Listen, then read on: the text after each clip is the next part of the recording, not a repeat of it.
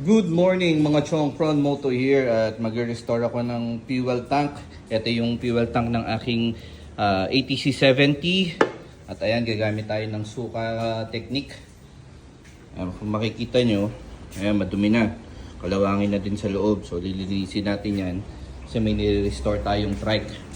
Ayan, so itong suka, gagamitin natin siya, bababad lang natin yung buong loob niya ng suka. Siguro mga 24 to 48 hours. Tapos yun, tatanggalin niya na yung kalawang sa loob. So, pag nalinis ko na, papakita ko din sa inyo. Ayan mga chong, lagyan lang natin. Tinakpan ko na pala to. Ayan o, tinakpan ko na yung mga butas niya. So, let's see kung ilang suka ang kakasya.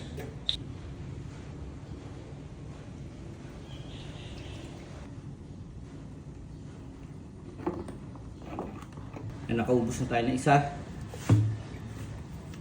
bote pa.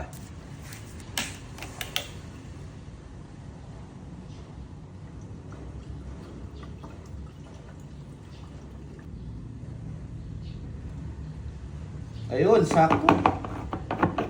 Punong-puno.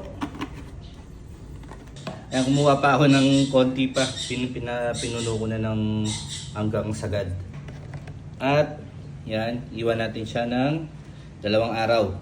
Tapos babalikan natin.